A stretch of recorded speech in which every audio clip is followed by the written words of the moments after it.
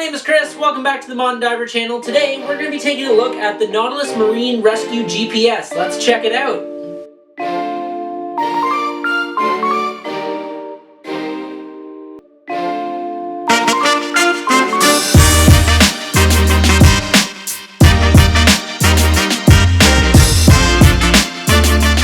The Nautilus Marine Rescue GPS. So this is a scuba diver's personal locator beacon. Basically what this is it's a little device that you can carry in your pocket or on your harness, and in the event that you were diving and you were to get separated from the dive boat or caught in a current or pretty much find yourself in a situation where you're out in the open water and your boat is no longer within reach, you can use this device to both signal your boat as well as signal for help with any other boats within a 35-mile radius. So these are a pretty cool little unit. So this is actually one of the second generation ones. They had an original version a few years ago that was like an actual personal two-way VHF radio. However, it used to run into a lot of licensing issues and it was pretty complex to activate and use. So they simplified it down to this method, which no longer requires you to actually activate it, and it's a completely free device to use once you've bought the actual unit itself. There's no subscription fees, there's no update fees, there's nothing like that. So it's a really cool unit to have.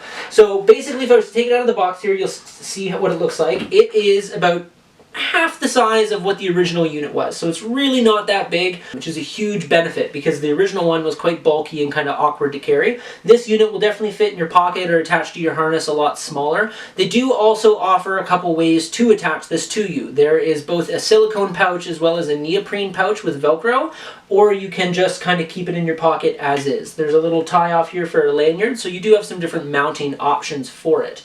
Now the way that this works is, as is, the unit is waterproof to 425 feet.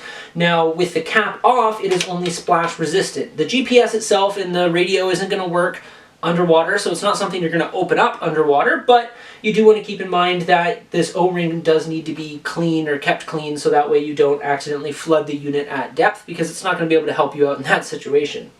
Now, the way that this works, you'll see that there's 3 buttons here. So the blue button is what powers it on, you've got a yellow button to test it, and then you've got the red button which will actually send out a true distress signal. So the way that this works is you actually have to push off this cap, and then there's a metal antenna that will unwind and pop up. That helps give you your GPS signal and location, and then when you press the red button, it is then going to send out a signal. So this unit broadcasts in both AIS signal frequencies as well as DSC signal frequencies.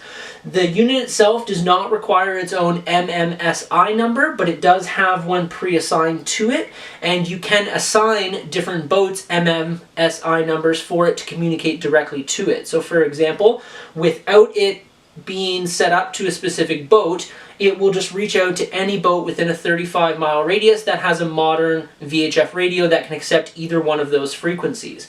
If you were to assign your personal boat or your dive boat's MMSI number to it, then that means that when you surface and you press that distress button, it is actually going to reach out to your dive boat first, and then after about 20 minutes, it will then start to broadcast to those wider to any boat within a wider range. So it's pretty cool. You can kind of customize it to have either a full-out alert or just kind of something personalized or direct at your dive boat. So yeah, it's kind of a cool unit. There is a couple things to consider with it. So first off, it is battery powered. It uses 2 CR 123 3-volt batteries. The battery life is expected to last about 5 years in the unit when on standby, and if you were to put it into distress mode with full batteries, it should run for estimated about 90 hours. Now, regarding the 2 frequencies it sends out, so you do have to set it to a specific region. By default, they come out of the box set to US, but they have 4 regions. You have Canada, US, Europe, and then you have international. The reason they have this is some of those regions don't allow certain frequencies to be used by personal radios like this. So you do have to download an app. There's an app on your phone. It can be downloaded on both Android or iOS. You put in the serial number, you can go in, change the settings. Now this unit doesn't have any sort of Bluetooth, Wi-Fi, or connections to plug into it, but it does have a light sensor. So in the back here, there's actually a light sensor, and the app will use the flash from your phone, and it will actually communicate to this unit in Morse code to transfer over information and change the settings. So that's kind of a cool feature in my opinion. I did also read read through the manual, and it did mention how during long periods of use, if it was broadcasting, it can detect that the sunlight is very bright, and it'll actually turn down the LED lights to help preserve power. So it's got a lot of really cool features, and it's really designed to help rescue you in an emergency. A lot of times divers don't necessarily think they're going to need something like this, but when you do need it, that's when you really hoped you had one. Do I think every diver needs one of these? No. So for example, if you're doing a lot of shore diving, you do not need to have a personal locator beacon like this, unless you're maybe diving in an area with strong currents or kind of undertows or something like that, and you think that you might get drifted or pulled away from your actual entrance and exit location. This is really more geared towards if you're boat diving, so that'd be in the ocean, it could be lakes. If you're diving on liveaboards, it's really nice too. And unfortunately, people do still get left out in open water. They don't talk about it a whole lot, and it shouldn't happen with a reputable dive center. However, there are situations, even in modern times, where divers are accidentally lost on a dive site or left at a dive site. And if they were to surface on their own, this is definitely something that can save their life. So it is a really neat unit, and I would suggest it if you are diving in really remote places. I had the original version of the Nautilus Lifeline. I recently got rid of it, and I'm going to be upgrading to this version.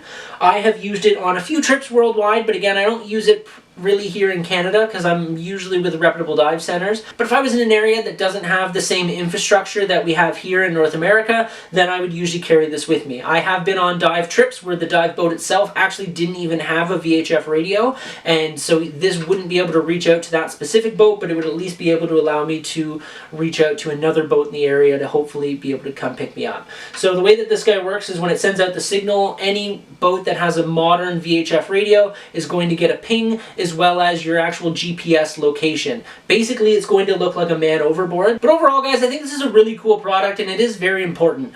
Again, I don't think it's for everyone, but if you are a diver that dives in the situations where you think this may be beneficial, honestly, they're really not that expensive, all things considering. These can retail for about $300 to $350 Canadian, and it is something that could save your life. So it's definitely something that I would recommend looking at, and if you have any questions, let me know. So yeah, guys, if you're interested in one of these, check out the link down below to grab one, and don't forget to hit that like and subscribe button, and I'll see you guys in the next video.